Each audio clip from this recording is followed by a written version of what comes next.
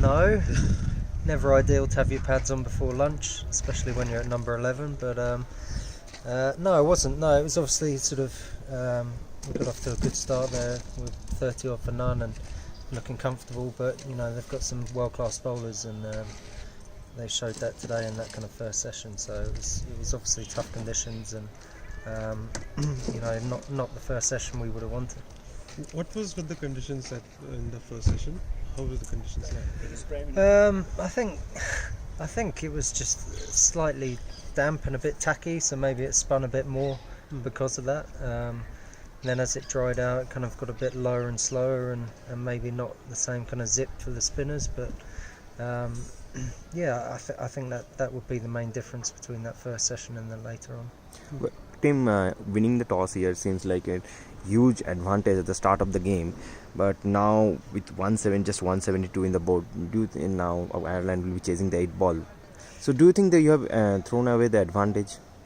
I guess so. We would have been hoping to get 250 plus at least on that pitch, knowing that it's had a lot of cricket during the course of the T20s and ODI series. So knowing that we weren't going to bat last, was definitely an advantage. But I think you're right. Sort of, we've given that back to them a little bit there. But we're going to have to scrap now. We're going to have to scrap in the morning and sort of pick up as many early wickets as we can and try and restrict them to as few as we can in the first innings, because obviously 170 on the board isn't what we would have wanted.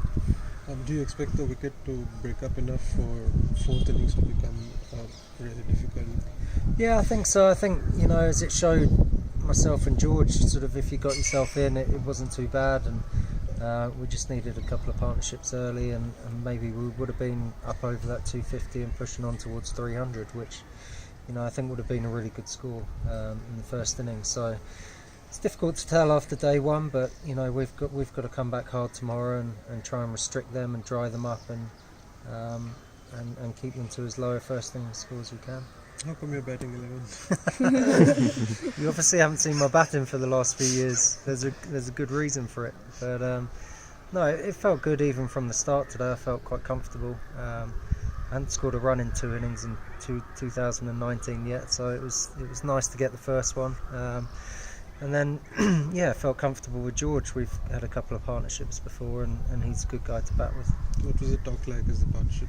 It was just about going up in tens, basically. We were sort of, I think I went in around 90 and said, right, let's get to 100, then next one 110 and so on. Keep each other going that way, really. And as it went on, it got slightly easier, and he played really well as well.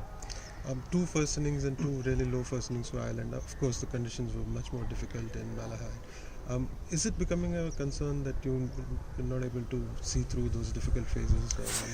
Yeah, definitely. I think in Test cricket, first innings runs are crucial. They're massive. It doesn't matter where in the world you are.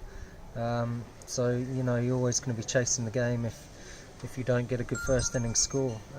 But we've got to kind of dig deep and sort of relive that kind of spirit in Malahide, where we came back well the second innings and scored a good score there. So when it's our turn to bat again, I think it's obviously going to be tricky, but we're going to have to dig deep and show that same kind of spirit.